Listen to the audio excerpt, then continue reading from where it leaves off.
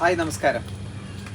ഏറ്റവും നല്ല വാഴപ്പഴം, നല്ല വലിയ കൊല നമുക്ക് കിട്ടാൻ വളം എത്ര നമ്മൾ വാഴയ്ക്ക് നൽകിയാൽ നല്ല കൊല കിട്ടണമെങ്കിൽ നമ്മൾ ചെയ്യേണ്ടത് ഈ കാണുന്ന കുഞ്ഞി വാഴക്കന്നുകളില്ലേ, ഈ കന്നുകളൊന്നും ഒരിക്കലും നിലനിർത്തരുത്. ഇതെല്ലാം ഒഴിവാക്കണം.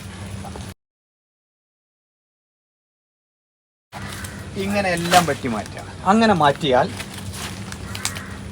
വലുതാകാൻ ഒരിക്കലും സമ്മതിക്കാതെ ഈ തരത്തിൽ ചെയ്താൽ നല്ല വണ്ണമുള്ള വാഴയും അതോടൊപ്പം തന്നെ ഏറ്റവും നല്ല കൊലയും നമുക്ക് ലഭിക്കും. അങ്ങനെ ഞാൻ എല്ലാ ഒരുവിധ വാഴയിലും ഞാനത് ചെയ്തിട്ടുണ്ട്.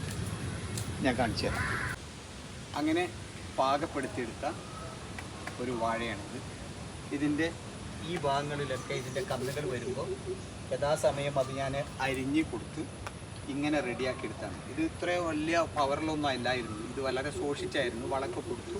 അതോടൊപ്പം തന്നെ ഈ ഒരു സംവിധാനം കൂടി ചെയ്തതോടുകൂടി വളരെ ഉഷാറായിട്ട് നല്ല വണ്ണത്തിൽ വന്നു. ഇനി ഇതിൻ്റെ കൊലയും ദൈവം സഹായിച്ചാൽ അടിപൊളിയെ കൊല കിട്ടും. പിന്നെ ഒരു പ്രത്യേക കാര്യം ശ്രദ്ധിക്കേണ്ടത്, ഇത് എപ്പോഴാണ് നമ്മളിതിനെ അനുവദിക്കുക എന്ന് ചോദിച്ചാൽ, ഇതിൻ്റെ കൊല പുറത്തേക്ക് ചാടിക്കഴിഞ്ഞാൽ പിന്നെ നമുക്ക് വേണ്ടത് എത്ര ഉണ്ടോ, ഒന്നാണെങ്കിൽ ഒന്ന് നിർത്തലാണ് അഭികാമ്യം, അല്ലെങ്കിൽ 2 എണ്ണം. അതിനപ്പുറത്തേക്ക് വേറെ എത്ര വന്നാലും ഇതേപോലെ തന്നെ മുറിച്ച് കളഞ്ഞാൽ തീർച്ചയായിട്ടും കിട്ടുന്ന നമുക്കുള്ള പഴക്കൊല ഏറ്റവും നല്ല വെയിറ്റുള്ള നല്ല വണ്ണത്തിലുള്ള പഴക്കൊല നമുക്ക് ലഭിക്കും.